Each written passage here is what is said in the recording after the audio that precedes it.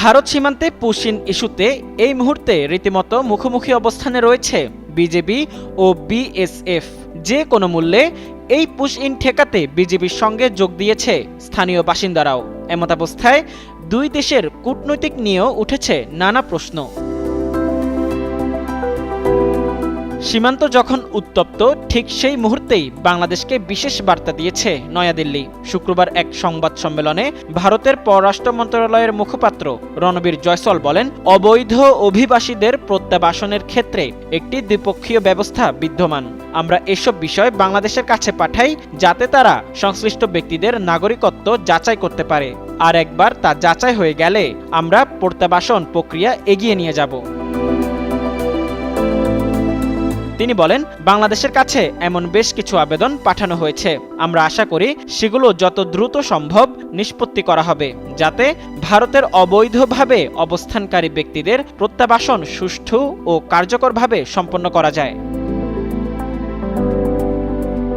বাংলাদেশের পক্ষ থেকে ভারতীয় কর্তৃপক্ষের বিরুদ্ধে সীমান্ত দিয়ে লোকজনকে বাংলাদেশে ঠেলে পাঠানোর অর্থাৎ পুশ ইন অভিযোগ প্রসঙ্গে এক প্রশ্নের জবাবে জয়সওয়াল বলেন, তারা বাংলাদেশি হোক বা অন্য যে কোনো দেশের নাগরিক হোক, তাদের বিষয়ে ব্যবস্থা নেওয়ার জন্য আমাদের আইন রয়েছে।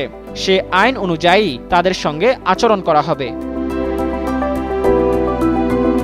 এর আগে গত মঙ্গলবার সচিবালয়ে সাংবাদিকদের সঙ্গে আলাপকালে বাংলাদেশের স্বরাষ্ট্রমন্ত্রী সালাউদ্দিন আহমদ বলেন, কোনো ব্যক্তি যদি প্রকৃতপক্ষে বাংলাদেশের নাগরিক হন এবং অন্য দেশে অবস্থান করেন, তাহলে সংশ্লিষ্ট দেশের কেন্দ্রীয় সরকার আনুষ্ঠানিকভাবে তালিকা পাঠিয়ে পরিচয় যাচাইয়ের প্রক্রিয়া সম্পন্ন করতে পারে।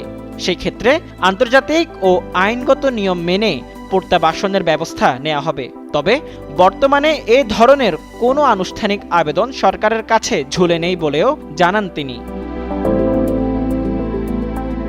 অন্যদিকে ভারতের পররাষ্ট্র মন্ত্রণালয়ের ভাষ্যমতে দেশটিতে আনুমানিক 2860 জনেরও বেশি সন্দেহভাজন বাংলাদেশি অবৈধভাবে বসবাস করছেন।